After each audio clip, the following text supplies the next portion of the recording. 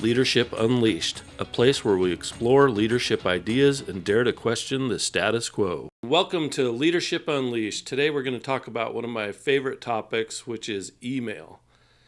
Interestingly enough, I didn't really know the origins of email until I did a little research. It was invented by Roy Tomlinson in 1971, 52 years ago, as a way to send documents back and forth between computer terminals. This eventually led to what we now know as the modern internet. Today I want to talk a little bit about email because it's so fundamental to our life and our daily work and our personal existence in a lot of ways. It's something that's just ever there, frustrates a lot of people, helps us get a lot of work done. But I'll tell you, there's a lot of humor in it.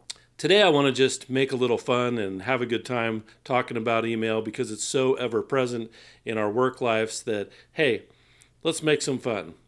Most of us have found that there are little things that happen all day long with email that are a little annoying and kind of funny. So I'm going to go through a few of my personal favorites today, and then you can go down in the comments and please add yours because we'll have a little fun with it. Please go ahead and hit that subscribe button and make sure you get all the video updates as we continue to add to our Leadership Unleashed podcast. So let's get into it. Let's start with Reply All Rita. So Rita can never just reply to the individual that sent their email. She has to make sure that she includes every possible person that may be remotely connected to her subject matter to the entire organization, possibly.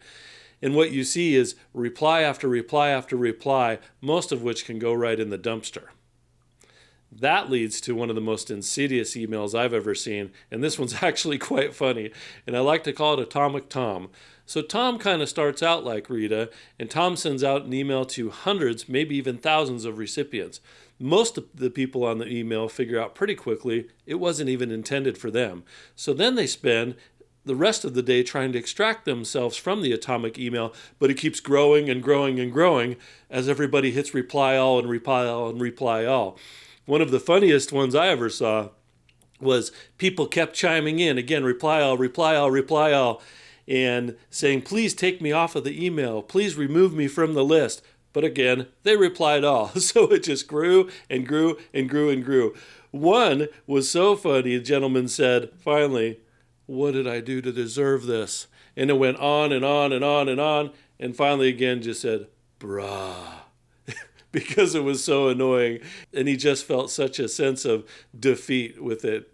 And how about Pat, per my previous email? This one's a lot of fun. Well, interestingly enough, Pat, you're assuming I cared about and even read your first email, which I probably didn't. It's sitting either in my inbox, or even better, I've created a rule to extract you from my inbox in the first place. It's so condescending, it's rude. Per my previous email, you can feel the insult just embedded in a couple of words. Per my previous email. Again, I didn't read it in the first place. Then there's Speedy Steve. So Steve likes to type up that email really quick, send it off, and before the thing has even hit the server, he is out of his office, down the hall, standing in front of your door, perhaps knocking, saying, hey, did you get my email?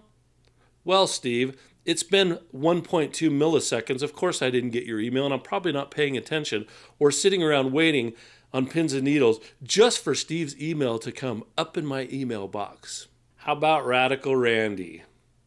Those are the guys that use the red exclamation point.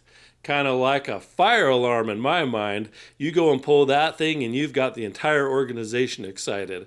I love it. You can underline, but if you hit that exclamation point, whew, everybody's sure to pay attention. Then there's Ned the novelist. I admire Ned. I really do. So Ned goes in, composes 6 to 10 paragraphs of all kinds of text and focuses on his words and makes sure he has it just right, using all the correct grammar, just to make sure we really understand the problem. I gotta be honest, Ned. I'm sorry, I get past the first couple of sentences and I'm just overwhelmed with admiration for how large your email is, but I just can't do it. And so I just kind of go do something else. Then there's Phil, the signature line philosopher. So think about this one, and we've all seen it, a little line of philosophy, perhaps a quote from a famous coach or an author or the beloved Mother Teresa line. Now, there's nothing wrong with a little bit of philosophy, but when it starts getting out there and it's a little crazy, or you bother to change it every day, wow, that's more time than I can possibly muster. Then there's Freaky Font Frank. I love this one.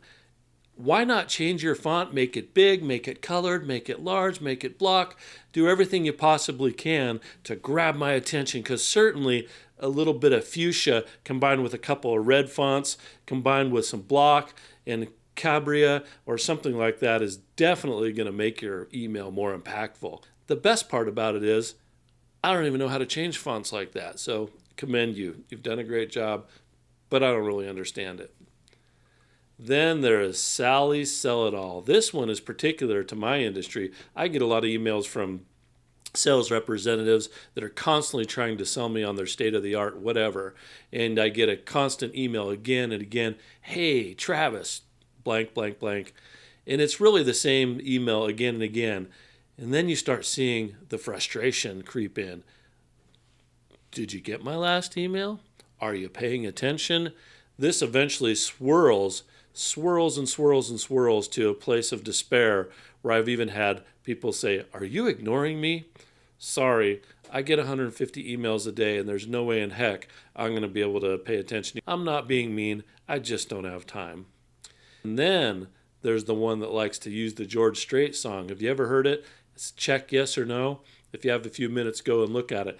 This is my favorite one for the salesperson. Because they're not getting an answer, they'll send you a little check yes or no box that says, too busy, not enough time, not interested.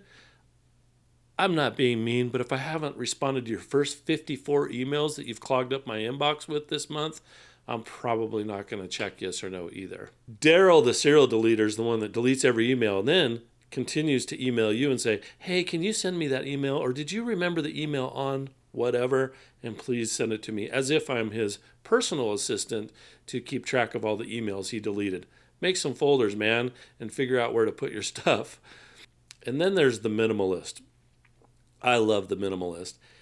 If you can use the absolute minimum amount of letters to respond to an email, such as replying with THX, thanks, or okay, or my personal favorite, K. It's kind of funny to watch people respond to that, especially if they're a novelist, because after spending all that time composing many, many paragraphs of text, you reply with K. Not trying to be mean. Sometimes I just have to move on and get through it. Then there's the people that don't like to use any punctuation. Not picking on you, Punctuation Paula, but hey, do you have to use capital letters for the entire email? Because it kind of feels like you're shouting at me and I don't really like it. Probably just a generation thing and I'm probably just getting old. But if you use no punctuation or don't capitalize a letter and shout at me through capital letters, eek, kind of hard to digest. But hey, again, maybe it's just a generation thing. So I'm sure there's many, many more. Go ahead and comment below because I'm sure there's hundreds I haven't thought of that are particularly funny and be great to have a dialogue. Thank you so much for listening. Please remember to hit that subscribe button and we'll see you next time.